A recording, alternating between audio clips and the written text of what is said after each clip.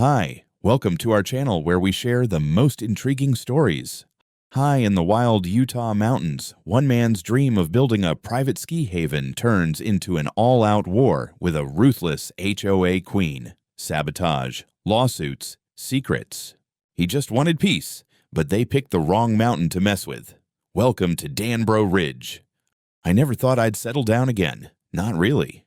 For years, my life had been a rotating carousel of mountain peaks, survival gear, and temporary addresses scribbled in notepads. I'd built ski routes in Norway, rescue systems in British Columbia, and once froze half my beard off testing a lift in Idaho. But when my uncle passed and left me his land near Silver Fork, Utah, I felt the kind of gravity I hadn't in a long time. 120 acres on the eastern slope of the Wasatch Mountains. Pines thick as cathedral walls, snow that fell soft but deep, and ridgelines that caught morning light like stained glass. It wasn't just land, it was terrain with personality. And in that terrain, I saw a plan. A small private ski base. Nothing flashy, nothing corporate. One lift, 2 runs. A rustic but modern alpine chalet for winter guests, summer hikers, and those seeking altitude without attitude. I wasn't trying to carve a resort into the mountain. I was trying to carve a legacy. The land came with history, used to be a cattle ranch generations back,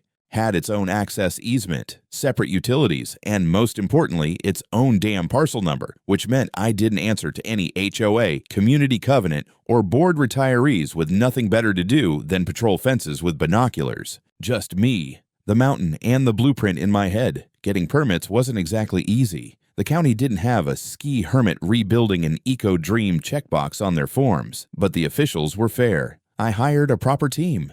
We did our due diligence, geotechnical surveys, environmental impact reports, and even a migratory bird analysis just to be safe. Everything came back clean. In fact, one county guy told me during the site review, "You're the first developer we've had who doesn't treat the woods like trash." I took that as a badge of honor. By early September, we had the green light. Crews arrived with equipment. The base platform for the lift was prepped. Concrete trucks rolled up the access road. I watched it all unfold from my Airstream parked on a small ridge just above the build site. Every time a truck came into view, I felt like I was watching something I'd only dreamed about finally take shape. Down in the valley, about 1.5 miles away, sat the Timberline Overlook community, a neatly clipped pine-needled nest of million-dollar cabins and matching mailboxes. I'd driven past them once when I came up for a zoning hearing. They looked like they'd been cloned in a factory that specializes in smugness. I didn't think much of them, didn't need to. My land wasn't part of their gated utopia. Hell, I wasn't even visible from half their lots. And yet, on the 4th day of concrete pouring, one of my workers came up to me with a puzzled look. Some guy in a Patagonia vest was down at the bottom of the ridge filming us with his phone. Said he was part of the community board, and we needed to check in. I laughed. "Did you tell him this isn't a Starbucks drive-thru?" "I told him you'd call if it mattered." The worker shrugged. He left, muttering something about visual pollution. I didn't think much of it. There's always one nut job with a drone or a clipboard. Comes with the territory. But the next morning, a white Range Rover rolled up to the bottom of the access road, and a woman stepped out with a clipboard, oversized sunglasses, and the gait of someone used to winning arguments with customer service managers. She didn't come all the way up, just stood there, waving like she was expecting a valet. When I finally walked down, after finishing my damn coffee, she introduced herself. "Karen Woolsey," she said crisply, "president of the Timberline Overlook HOA. We need to talk." "Oh," I said. "About what?" "About the disruption your construction is causing," she replied, as if we were discussing an overdue library book. "We weren't notified." "You wouldn't be," I said. "You're not the county, and this land isn't part of your HOA." "Well, that's something we're not so sure about," she said, flipping a few pages on her clipboard. "Your property borders our view corridor. We have landscaping standards." I stared at her, stunned. "You think your HOA extends to what people can do on other people's private land because you can see it? It's a quality of life issue," she said, unfazed. "We're concerned about noise, visual disturbance, traffic. There's no architectural oversight here. Frankly, it feels unneighborly." "Lady," I said, "my nearest neighbor is a damn moose. You don't get to veto concrete trucks because they interrupt your lavender meditation playlist." Her lips thinned. We'll be contacting you formally. And she did. The next day, I got a certified envelope, HOA letterhead, a formal demand to cease all construction until I could confirm compliance with architectural and communal standards as outlined in the Timberline Overlook HOA Covenant Charter. I nearly choked on my coffee from laughing. I drafted a reply on the back of the demand letter, scanned it, and emailed it back. Dear Ms. Woolsey, I am not, have never been, and will never be a member of your HOA. My land is not under your jurisdiction.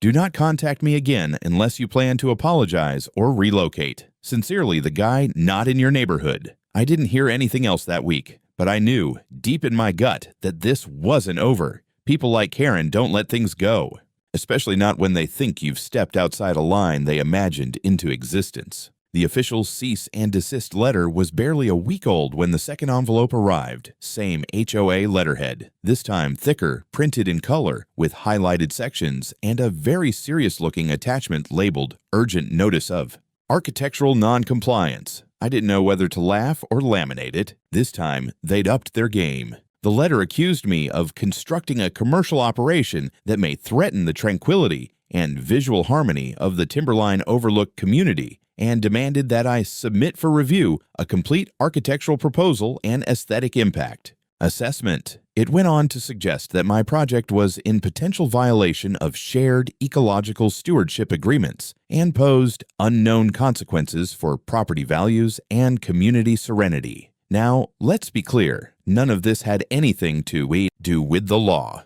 It was pure HOA gobbledygook, puffed up with legalese to scare folks who didn't know a plat map from a pot roast. Unfortunately for them, I did. My land was platted and recorded decades before Timberline Overlook was even a twinkle in some luxury developer's eye. No easements, no overlapping governance, no jurisdiction. Still, I figured they'd try again. And they did. Louder. Karen Woolsey started showing up near my access road more frequently. Never crossing onto the property, she wasn't stupid, but always just close enough that I could see her standing there with her oversized sunglasses and clippered like a suburban Sauron scanning Mordor for code violations. One time, she brought 2 other HOA board members with her. One of them pointed up the ridge at my nearly finished lift base and shook his head dramatically. It was like they thought disapproval could melt concrete. Then came the emails. Dozens. Not directly to me, of course. I had blocked their address after the first round, but to the county, to zoning, to building safety, to the environmental board.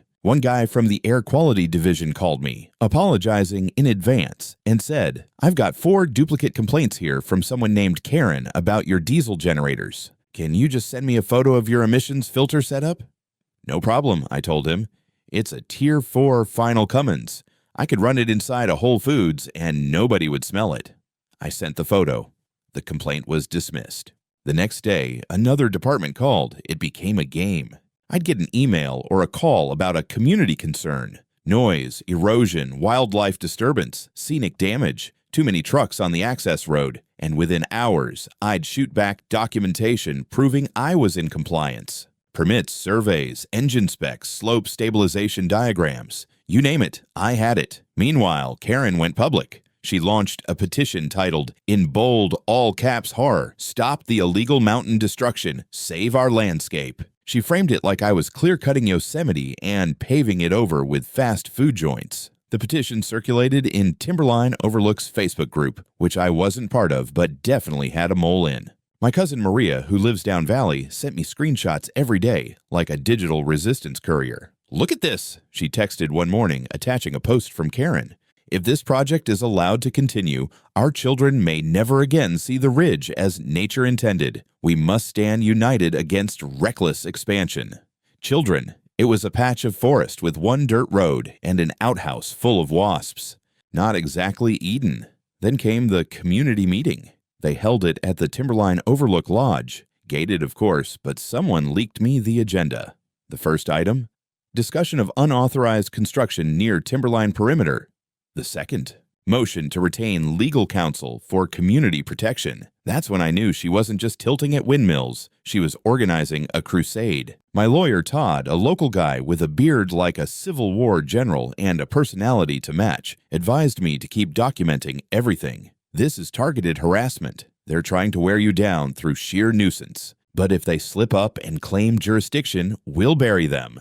"I don't want to bury anyone," I told him. "I just want to build my damn lift." "Then stay clean, keep receipts, and don't give them anything they can use." We doubled down. Upgraded fencing around the construction zone, put up private property signs every 50 feet, installed a gate camera and a motion-activated trail cam facing the ridge. I even hired a retired Forest Service ranger named Carla to monitor the tree line for unauthorized hikers or accidental trespasses. Carla carried bear spray and a Nikon. She didn't smile much, which I appreciated. And yet, somehow, every day it felt like I was being invaded without a single toe crossing the line. The HOA didn't need laws. They had perception. Their weapon was narrative, and Karen was a sniper with a smartphone. But they were also sloppy and arrogant. That's when something strange happened. One evening, while I was checking site equipment logs in my trailer, I heard a knock. Not a Karen knock, this was more tentative. I opened the door to see a man in his 50s,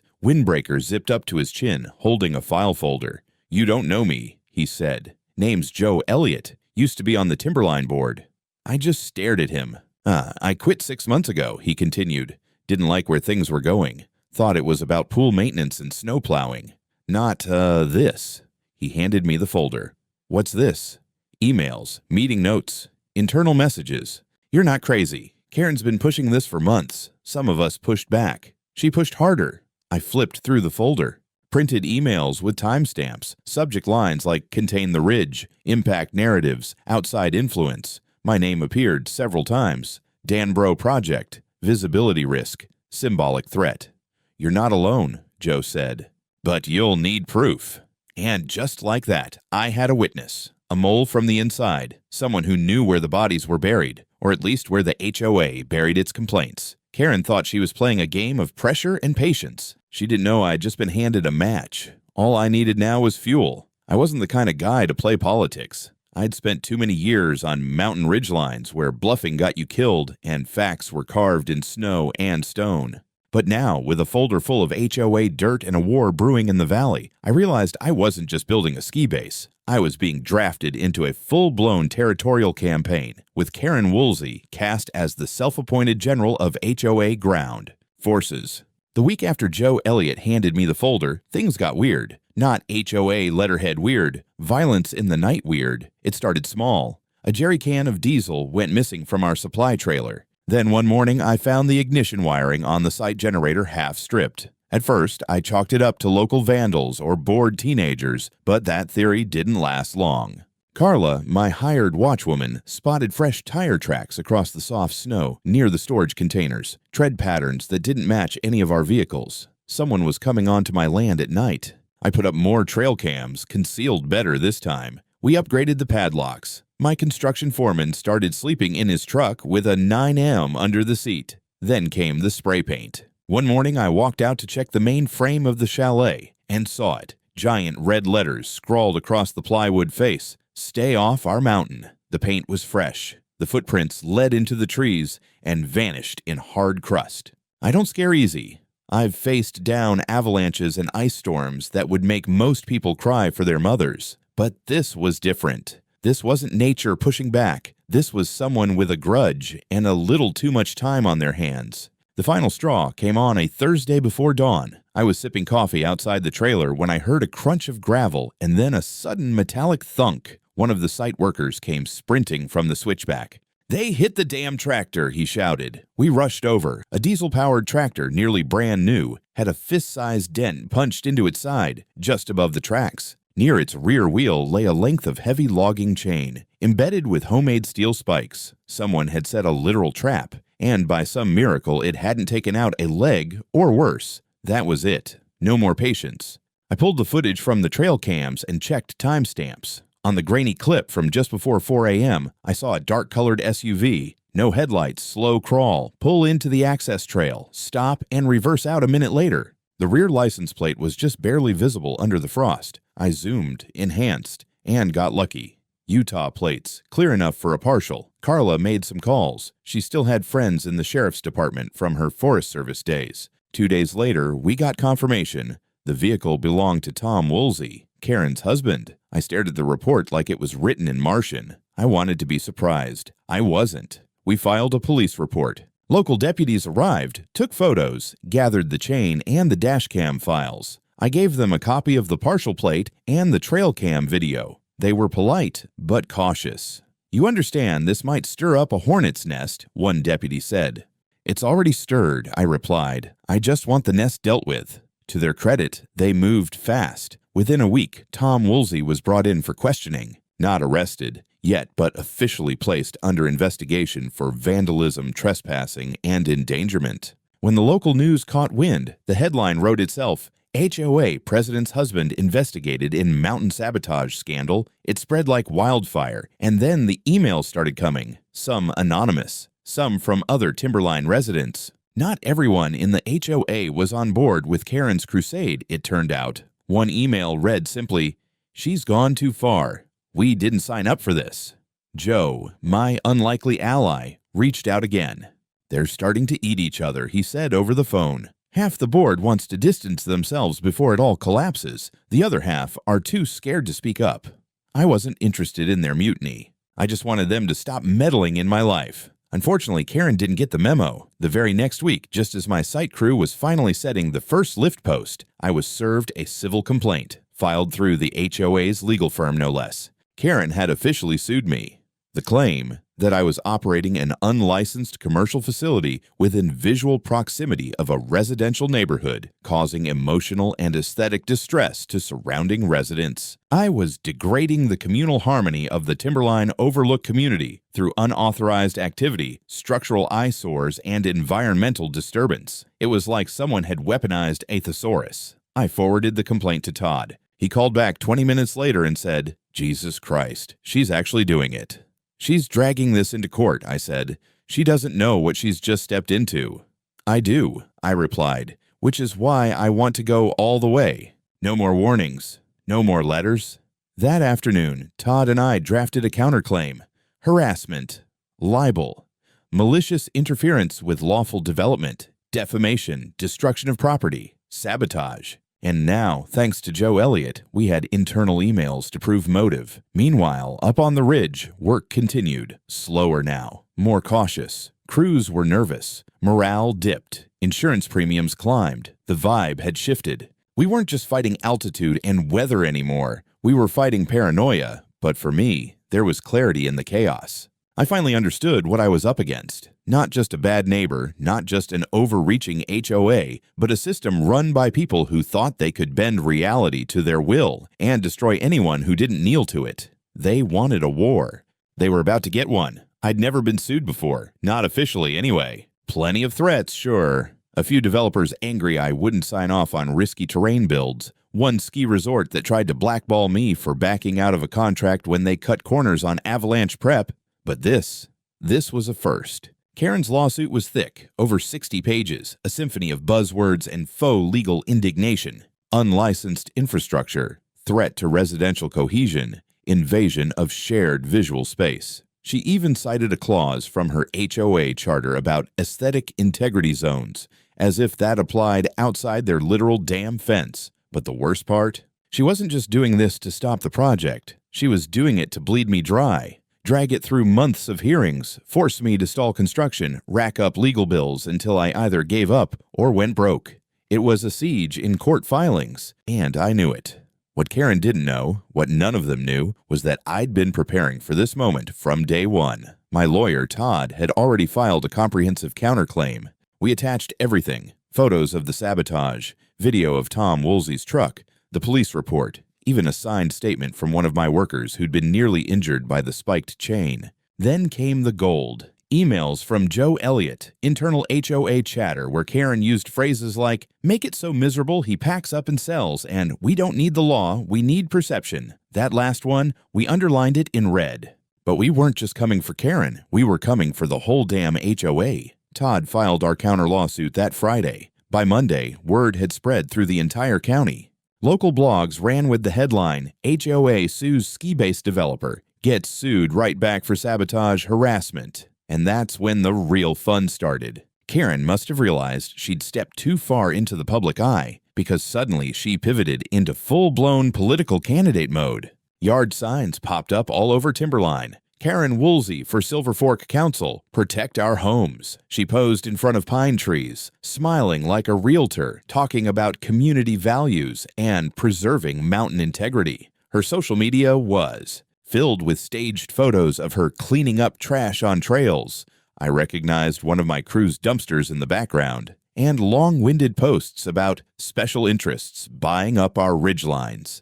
It was so absurd it almost worked. Local news invited her to speak. She played the victim card perfectly, claimed I was a corporate-backed outsider, a developer who refused to answer to neighbors. She even said she feared for her safety because certain individuals had mobilized extremists to threaten her. Family. I'm guessing she meant Carla, my bear spray-wielding ranger with resting war face. But while Karen postured in front of cameras, we dug deeper. Joe kept passing us files, meeting minutes, Slack exports, even HOA board group texts. It wasn't just shady, it was surgical. Karen had spent months laying groundwork, encouraging board members to file complaints under different names, instructing residents how to word noise disturbance claims to get faster county response, even suggesting they record the workers and Zoom. In on Logos, it was harassment, coordinated, intentional, and now provable. We subpoenaed emails. Todd brought in a digital forensics guy from Salt Lake who confirmed the metadata matched. The court ordered both sides to enter mediation, but Todd and I had zero interest in settling. This goes to trial, I said. We bury them. The timing couldn't have been worse. For her, anyway. Election season was heating up. Karen's campaign signs were vandalized, though I had nothing to do with it. And one night, someone dumped a pile of old tires in front of her gate with a sign that said, "Who's polluting now?" A few days later, a local news anchor ran a segment titled, HOA President or Political Power Grabber. They showed clips from our lawsuit filings, redacted but still damning. They even ran a slow zoom on the phrase, "Make it so miserable he packs up and sells." That aired the same night as her town hall live stream. It didn't go well. Karen tried to salvage it, blamed her husband, claimed she didn't know about the sabotage. Then, when asked about the internal emails, she said they were taken out of context. Classic. Meanwhile, my project crawled forward, more slowly than I liked. The workers were jumpy. Our insurance had jacked up premiums due to active conflict zone conditions, which was apparently now a thing. But we pushed on. One lift post at a time, one timber beam, one bag of concrete. The mountain didn't care about lawsuits. It just stood there, ancient and indifferent, waiting to be carved with purpose. And me. I wasn't leaving. Not now, not ever. The court date was set. Civil case docketed. My name, Trevor Danbro versus Timberline Overlook HOA and Karen Woolsey, individually. I remember reading it printed on that first court document, thinking it looked like the credits of a very slow-moving horror movie. Except now, the horror had a suit, a platform, and a campaign slogan. While the legal gears cranked forward, I kept building. Slow, heavy progress. The kind of progress that doesn't make headlines but leaves bruises and receipts. Meanwhile, Karen doubled down. Her political campaign was in full swing now. Town halls, press appearances, mailers with smiling families under the phrase, "Protect our mountains." Vote Woolsey. One featured a stock photo of a child sledding in Vermont. But here's the thing about public attention. Once you invite the spotlight, you'd better not have skeletons in your shed. And Karen. She had enough to stage a full HOA Halloween parade. We received a subpoena response from one of the private contractors the HOA used for landscaping. Their internal invoices included suspicious payments marked community action support made during the exact weeks when the vandalism on my site had spiked. Todd flagged it immediately. That's either a very expensive weed-whacking session, he said, or hush money. We added it to the counterclaim under misuse of funds for purposes of targeted interference. Then Joe dropped the real nuke. It was an audio file. He emailed it with no subject line, just the file. It was a recording from an HOA board meeting held months ago, before they'd sent me the first cease and desist. Karen's voice was unmistakable. Legally, he's not under our jurisdiction. But if we keep pressure on the county, keep the narrative clean, we can buy time. Best case, he sells. Worst case, we make it so miserable he's isolated up there. There was no context that could save her from that. And now it was part of the official record. We filed an updated motion to include the recording. The judge approved it. Karen's lawyers tried to suppress it, claiming it was illegally obtained. But Joe had been a board member at the time, and Utah's recording laws didn't require two-party consent for non-private meetings. It was admissible. That same week, I got a call from a journalist at the Salt Lake Tribune. They'd been following the civil case, but now they wanted to talk about Karen's political race. I told them off the record, if she wants to make this about public values, she should start by explaining how sabotage and perjury serve the public. 2 days later, the article dropped. Council candidate accused in sabotage scandal. Internal. Recordings leak, Karen tried to spin it. Posted a lengthy Facebook diatribe about how certain parties are desperate to smear me during election season and how inflammatory recordings are being taken out of context to distract from real issues. The comments weren't kind. She started getting heckled at events. During one Q&A session at a library, someone shouted, "What's your stance on spiked chains and diesel theft?" That clip made the evening news. Meanwhile, my legal team was gathering steam. Todd was like a dog with a stake. Focused, methodical, a little terrifying. He brought in a specialist from Salt Lake, an expert in HOA abuse cases. I didn't even know that was a niche. We're building a pattern, the guy told me.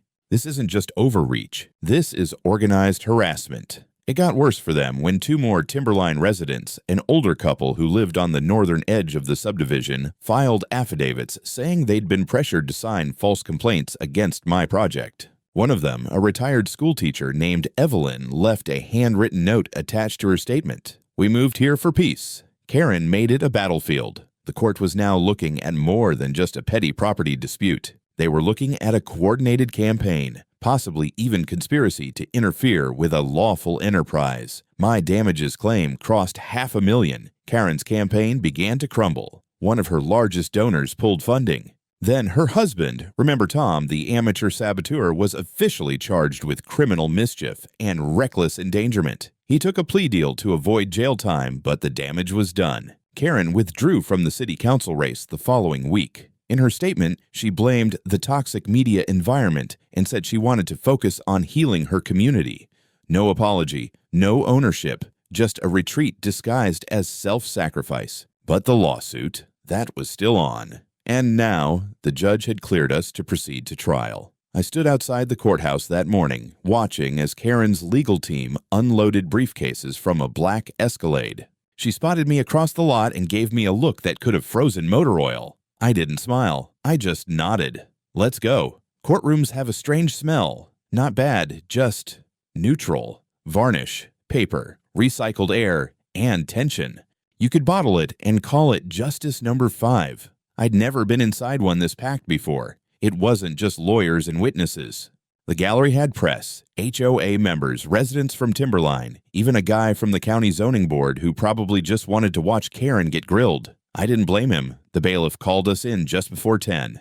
I sat next to Todd at the plaintiff's table wearing my only suit, the one I used to wear when pitching projects to Alpine resorts before they went corporate and cold. Karen sat across the aisle in a sharp navy jacket, lips pursed, a stack of color-coded files in front of her. She looked like she was ready to scold the judge for putting the bench in the wrong place. Judge Mallory entered. Late 50s, ex-military posture, reading glasses low on her nose, and a reputation for cutting through nonsense like a snowplow through a drift. She took one look at the combined case summary, Karen's complaint, and our counter, and said flatly, "So we're here because a ski lift made someone cry.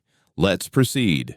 Karen's lawyer went first. He gave a long, wandering speech about aesthetics, neighborhood cohesion, and community impact. He actually used the phrase emotional pollution. I could see Judge Mallory's left eyebrow rising with each new buzzword. Then it was our turn.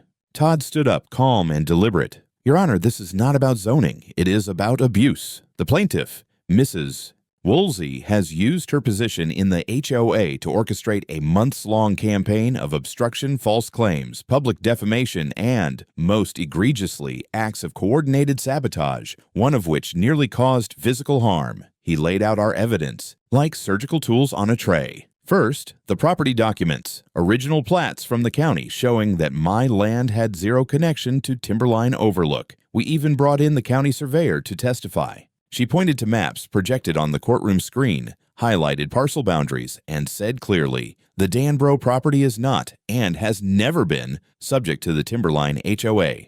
Second, the complaints. Dozens of emails from HOA board members, including Karen, submitted to various county offices under different aliases. We showed how multiple residents who had filed noise and safety complaints all traced back to the same HOA committee emails, some with identical typos. That got a visible reaction from the jury. Third, the video. We played the trail cam footage showing Tom Woolsey's SUV entering my property, then the chain, the spike trap, the tractor damage. The deputy testified to the arrest and the chain's forensic match to the truck bed. I watched Karen's face as the footage played. She didn't blink once. Then came the audio. Joe Elliott took the stand. He looked like someone who'd just walked out of witness protection, but when Todd asked if he'd ever heard Karen Woolsey discuss plans to drive me off the mountain, he cleared his throat and said, yes, repeatedly. She believed if they made the construction process unbearable, Mr. Danbro would fold. She called it a slow squeeze. Todd played the March recording. Legally, he's not under our jurisdiction, but if we keep pressure on the county, best case, he sells. Worst case, we make it so miserable he's isolated up there. The courtroom went dead silent. Even Karen's lawyer looked like someone had just poured cold beer down his back. When cross-examined, Joe held firm. I joined the board to help maintain roads. What I witnessed was power obsession. She weaponized the HOA. Karen's team tried to bounce back with nonsense about community values, but by then it was like trying to put out a forest fire with a teacup. One of our last witnesses was Carla, my trail-watching ranger. She testified about the intimidation, the camera footage, the property violations. Her closing line, "You don't fight a guy building a lift with a chain full of spikes unless you think you're above the law." By the time both sides rested, the air in that courtroom was thick with the weight of it all. I'd never felt so calm and so wired at the same time. Then Judge Mallory spoke. She didn't shout. She didn't grandstand. She just looked directly at Karen and said, "This case is a masterclass in overreach, not of legal boundaries, but of personal ones." The plaintiff used a homeowners association like a battering ram, aimed at someone whose only crime was building something outside her control. The court seized through the pretense. This was not community protection. It was targeted harassment. She ruled immediately. Karen's lawsuit dismissed with prejudice. Our countersuit validated in full.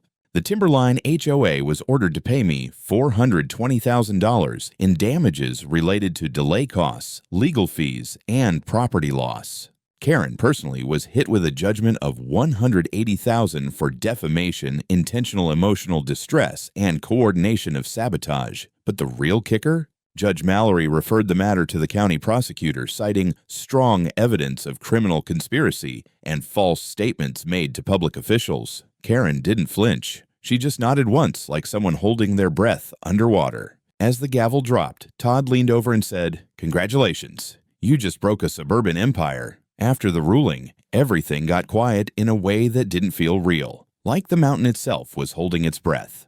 We walked out of the courthouse into an afternoon sun that felt almost sarcastic. Todd shook my hand with a grin that belonged more to a poker game than a courtroom. "You ever think about law school?" he asked. "Only if they let me teach chain-trap jurisprudence," I said. But the silence didn't last. News of the verdict hit faster than a blizzard on an open slope. Within hours, the headlines were everywhere. Judge destroys HOA overreach in landmark ruling. Local HOA loses $600,000 in lawsuit after targeting ski builder. Council candidate hit with criminal referral in sabotage case. That last one hit hardest. Karen had barely made it to her car after court before cameras swarmed her. One local reporter asked if she intended to pay the damages or appeal. She stared ahead like she was reading instructions on how to blink. By sundown, Timberline Overlook was in freefall. At least a dozen residents posted open letters to the HOA forum. One called for Karen's immediate removal from leadership. Another simply read, "I did not sign up to fund someone's vendetta." Then came the emergency board meeting. They didn't even hold it in the lodge. They moved it to the community pool house because the main room had been compromised by media presence. Someone live-streamed it anyway. I watched it from the Airstream with Carla and a beer, popcorn in a dog bowl between us. Karen didn't show. The remaining board members spent an hour trying to calm residents, citing unexpected legal exposure and misrepresentation of executive authority. Eventually, one of them, Alan, I think his name was, finally caved and said it. We were misled. This was never about community safety. It was personal, and now it's criminal. The next morning, Karen submitted a resignation letter. Short, cold, no apology. By noon, the local paper confirmed she and Tom had put their house up for sale. The headline didn't pull punches. Woolsey resigns amid HOA collapse, faces criminal charges. But even with the victory on paper, I wasn't celebrating just yet. The site was still recovering. Gear had to be replaced, timelines restructured, contractors reassured. Insurance money helped, but morale was slow to come back. Some of the crew had been with me since Idaho. Tough guys, good people, but months of tension takes a toll. That's when something unexpected happened. One afternoon, a knock on my trailer door. I opened it and found a woman, mid-60s, salt and pepper ponytail, timberline fleece vest. Mr. Danbro? Yeah. I'm Sheila Dawson, HOA treasurer. Former. I just wanted to say, some of us tried to stop it. Karen didn't let us. We're not all like her. I didn't know what to say, so I just nodded. We're holding a vote to disband, she added. Too many lawsuits, too much damage. We think it's time. She handed me an envelope. Inside was a printed resolution and a petition signed by over 30 homeowners requesting the dissolution of Timberline Overlook HOA and transfer of remaining funds to legal mediation and site restoration grants. I didn't expect that. Later that week, Joe came by too. He looked lighter, no clipboard, no folder, just a six-pack of decent beer. You did it, he said, cracking one open. We did it. I've been asked to sit on a new county advisory board, he added, oversight on HOA accountability and property rights. Perfect, I said. Just don't let the power go to your head. He laughed. Trust me, I've seen where that leads. Back up on the ridge, the lift construction resumed at full speed. The first cabins were nearly framed, and the snow had just started its early dusting. Everything smelled like fresh timber and wet pine. Carla took her ranger chair and put it on the chalet deck with a sign that said, "No trespassing, unless you bring cookies." The team started calling the place Danbro Ridge, half joke, half respect. I didn't argue. The name stuck. On the morning we tested the lift's motor for the first time, I stood at the base, gloves in my pocket, staring up at the haul rope cutting across the trees like a thread through history. A quiet thought settled in my chest. You didn't just build it, you earned it. Opening day wasn't marked by fanfare or ribbon cutting. No press, no influencers, no speeches. Just the mountain, a steady hum from the lift motor, and a half-dozen fresh faces bundled in jackets and beanies, waiting in quiet anticipation at the base of Danbro Ridge. The morning sun came in sideways, spilling gold across the snow-covered evergreens. The new chalet stood proud behind us. Timber beams still fragrant from the sawmill, fireplace already crackling inside. The whole place felt like it was exhaling for the first time. I held my coffee with both hands and watched the lift spin, chairs gliding up the slope one by one. It was real now, not a blueprint, not a fight, not a dream glued to the inside of my skull. Real, tangible, earned. My first guests weren't corporate types or tourists with gear worth more than their cars. They were families, locals. One woman told me her kids had never been on skis before. Another guy used to work ski patrol up north and wanted to see how the little guys were doing it right. That one stuck with me. The sign by the entry gate was small, dark wood, engraved clean, Danbro Ridge, built against all odds. Below that, I'd added another, private property, not part of any HO. And proud of it. For a long time, I just stood there and watched the chairs roll. The first rider, a little girl in pink snow pants and a helmet 3 sizes too big, grinned at me as she floated past. "Hi!" she yelled. I waved back. It would have been enough. But then came the letters. I got one from the county. Official letterhead. They wanted to recognize Danbro Ridge as an example of sustainable small-scale alpine development. Offered to list it in their seasonal ecotourism guide. I said yes. Then one from the Attorney General's office. Karen Woolsey had officially been indicted on charges of submitting false claims to a public official, conspiracy to commit property damage, and misuse of community funds. Tom pled guilty and took a deal, community service, and a steep fine. Karen, as far as I knew, had left Utah altogether. Last I heard, she was living in Arizona trying to run a boutique Airbnb, some HOA horror story in reverse. And then came the postcard. No name, just a return address from Timberline Overlook, one of the cabins near the edge. It read, "Thank you for standing your ground. We didn't know how much we needed someone to say no. Enjoy the view." We sure do. I pinned it above the fireplace. As winter deepened, the trails got busier. Not crowded, never crowded, but alive. I'd open the chalet on weekends, serve hot cocoa, let kids warm up by the fire. Some of the crew stuck around, Carla especially. She'd walk the perimeter in the early morning like some mountain sentinel, still armed with bear spray and sarcasm. The HOA disbanded. The Timberline residents voted overwhelmingly to dissolve it. What little money remained in their account was divided. Part went to restitution, part went into a trust fund for regional trail maintenance. A handful of the original members tried to resurrect a neighborhood committee, but no one showed up.